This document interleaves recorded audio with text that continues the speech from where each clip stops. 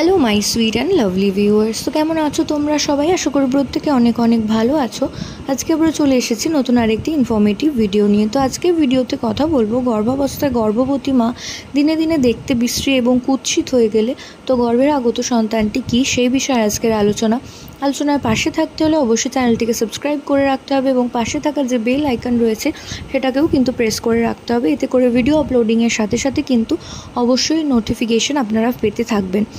তো through out প্রেগনেন্সিতে যদি দেখেন কোনো গর্ভবতী মা 5 মাসের পর থেকে তার গায়ের চামড়া অস্বাভাবিকভাবে কালো হয়ে যাচ্ছে এবং সেই ফর্সা রং তার আর নেই, সে ধীরে ধীরে অনেক বেশি কালো হয়ে যাচ্ছে, তো সেক্ষেত্রে আপনারা ধারণা করে নিতে পারেন যে গর্ভের আগত সন্তানটি একটি ফুটফুটে পুত্র সন্তান আসতে চলেছে। এছাড়াও যদি দেখেন গর্ভবতী মায়ের শুধু চামড়াই নয়, তার শারীরিক চেহারাও কিছুটা কদাকার এবং বিশ্রী হয়ে উঠছেন মা, সেক্ষেত্রে ধারণা করতে পারেন যে গর্ভের আগত সন্তানটি একটি ফুটফুটে পুত্র সন্তান।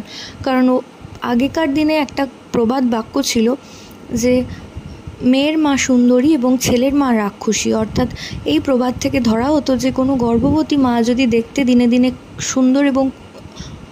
সুন্দর এবং সুশ্রী হয়ে ওঠেন, সেক্ষেত্রে তার কন্যা সন্তান আসতে চলেছে, এবং কোনো মা যদি বিশ্রী হয়ে ওঠেন এবং কদাকার দেখতে হয়ে ওঠেন, সেক্ষেত্রে কিন্তু গর্ভের সন্তানটি একটি পুত্র সন্তান আসতে চলেছে।